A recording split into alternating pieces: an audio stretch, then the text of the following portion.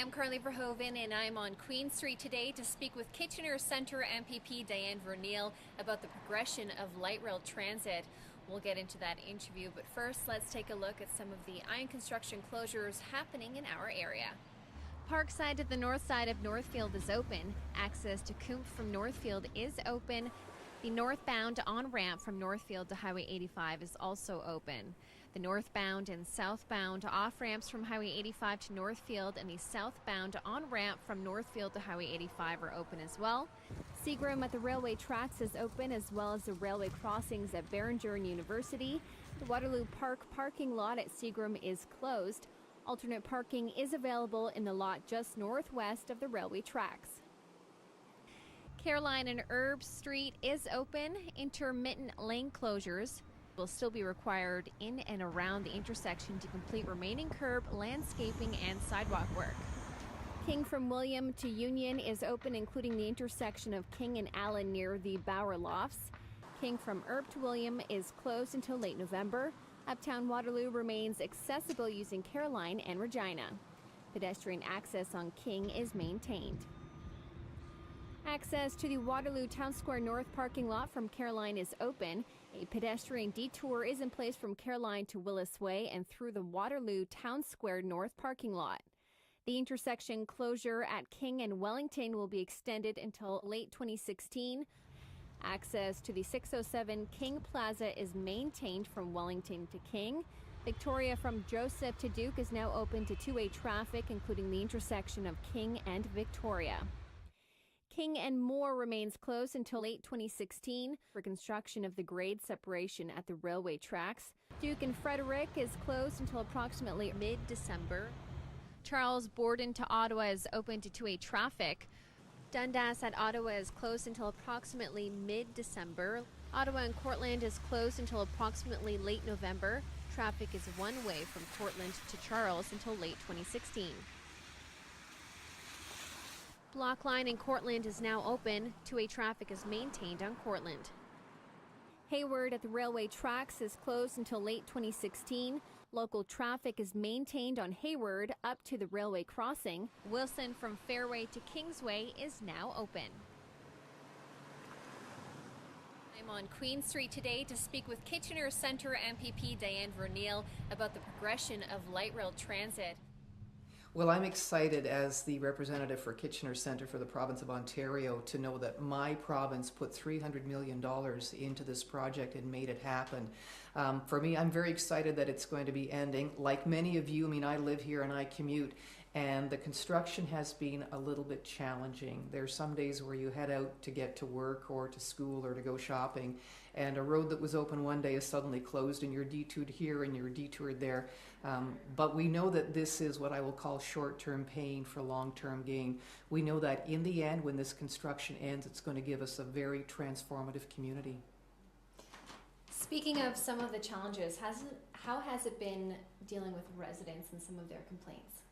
You get a lot of feedback. Now, when people call here to our constituency office, we let them know that it's the region that's handling that, and this is a provincial office, so we try to send the people with the complaints to the regional office.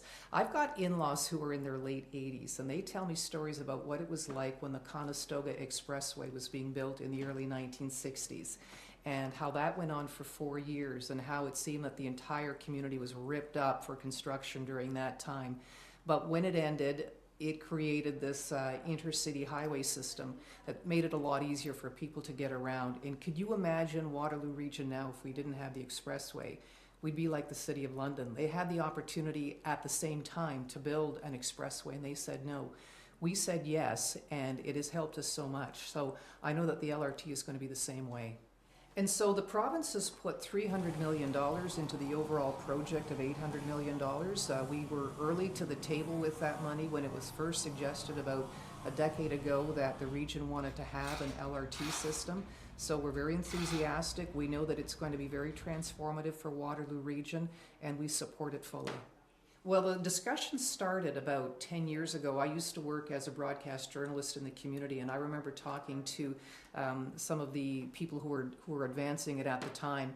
And it was a kind of pie in the sky thing, and it was back in 2002 when the suggestion was first made.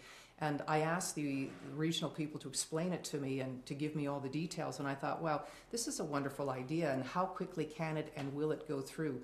But it's taken years and years of planning, getting the money, having the vision ready to go, and then getting support for it. So we're way ahead of other communities that are now just starting to talk about getting a light rail transit system.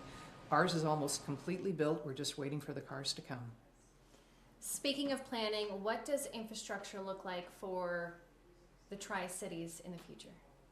This LRT system is going to completely transform this community. When you look up and down the corridor where the LRT is being built, you already see it happening. You see condominiums going up. You see a number of businesses that are starting to locate.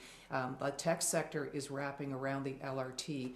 And it's going to mean that we're going to be halting urban sprawl and just creating a kind of really dynamic community up and down the corridor. So we're really reshaping our community, and we're reshaping our economy here too.